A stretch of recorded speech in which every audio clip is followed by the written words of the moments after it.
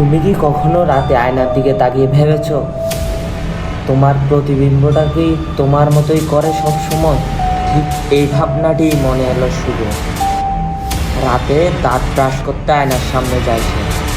আয়নার সামনে গিয়ে তার মনে হলো সে নাকি বেশি হাসছে। আসলে সে হাসছে না, তার প্রতিবিম্বতে এক বিচ্ছিরি হাসি সে দেখতে পাচ্ছে। শুভ চমকে গেল, একটু চোখ কচলালো, আবার তাকালো, কিন্তু কিছুই নেই। হয়তো রাত জাগার ক্লান্তি, হয়তো চোখের ভুল, কিন্তু তার সাথে প্রতিদিন কিছু না কিছু গর্ত রাত হলে। আয়নার সামনে দাঁড়ালেই মনে হতো তার প্রতিবিম্বটা যেন একটু দেরিতে নড়ছে। আয়নার সামনে গিয়ে সে হাত নাড়াচড়া করলে আয়নার শুভ যেন একটু দেরিতে হাত নাড়াচড়া করছে। একদিন রাতে শুভ হঠাৎ ঘুম থেকে উঠে গেল।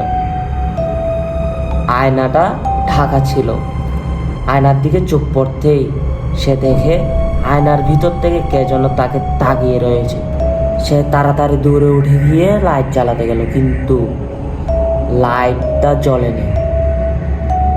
সুইচ বাটনে টিপ দেওয়ার পরেও লাইট জ্বলেনি। তার মনে হচ্ছিল আয়নার থেকে একটা হাত যেন তার দিকে আসছে, লম্বা লম্বা আঙ্গুল তার দিকে যেন ধেয়ে আসছে।